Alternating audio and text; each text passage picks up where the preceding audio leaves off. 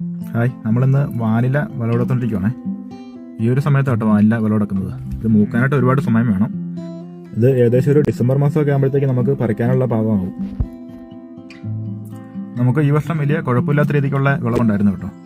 പിന്നെ ഇത് പരാണം ചെയ്യാനൊക്കെ ഇച്ചിരി പാടാണ്. പാടെന്ന് വെച്ചാൽ നമുക്ക് അതിൻ്റെ പുറകെ മെനക്കെട്ട് നടക്കണം. പരാണം ചെയ്തെങ്കിൽ മാത്രമല്ല ഇത് ഉണ്ടാകത്ത് കായ ഉണ്ടാകത്തുള്ളൂ. അങ്ങനെ ഒരു ബുദ്ധിമുട്ടുള്ളൂ. പിന്നെ ഒരുപാട് ലാഭം പ്രതീക്ഷിക്കാതെ മാന്യമായിട്ടുള്ള രീതിയിലുള്ള നമുക്ക് വരുമാനം നോക്കിയൊന്നും ഉണ്ടാക്കും കേട്ടോ. ഇത് പച്ച ബീൻസിനാണ് 600 രൂപ വില പറഞ്ഞിരിക്കുന്നത്. ഉണക്കയുടെ വില എന്താണെന്ന് ഇപ്പോൾ ഈ വർഷത്തെ വില എനിക്കറിയത്തില്ല. എന്തായാലും വലിയ കുഴപ്പമില്ലാത്ത കൃഷി കേട്ടോ. നമുക്ക് വലിയ നഷ്ടമൊന്നും പറയാനില്ല.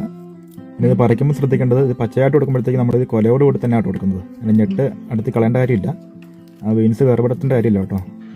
ഉണക്കിയേക്കാളും പച്ചയ്ക്ക് കൊടുക്കാൻ ലാഭമെന്ന് എനിക്ക് തോന്നി. അതുകൊണ്ട് പച്ചയ്ക്ക് തന്നെ കൊടുത്തു കേട്ടോ. കഴിഞ്ഞ വർഷം നമ്മൾ ഉണക്കി കൊടുത്തത്.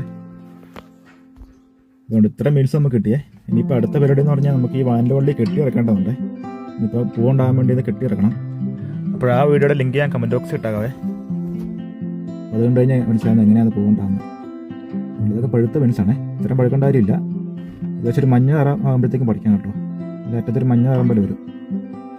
ഇല്ലേ, ഇതെല്ലാം ഏകദേശം ഒരു മഞ്ഞ നിറമായിരിക്കുന്നു. ഇപ്പോൾ മൂത്ത് തുടങ്ങുന്നതാണ്. ഒരുപാട് പഴുക്കേണ്ട കാര്യമില്ല. പഴുത്ത് കഴിഞ്ഞാൽ പൊട്ടിപ്പോവാം ഇവിടെ നിന്ന് തന്നെ. നല്ല ഒരുപാട് ബീൻസ് ഉണ്ട് ഒരു കൊലയിലെ. വാനില കൃഷിക്ക് അത്യാവശ്യം ഷെയ്ഡ് ആവശ്യമാണ് കേട്ടോ. ഒരുപാട് വെയിലൊന്നും വേണ്ട. അത്യാവശ്യം തണലത്ത് നടന്നത്. ഇതൊക്കെ കറക്റ്റ് മൂത്ത് പൊട്ടി വരുന്നുണ്ട് അടിവശം.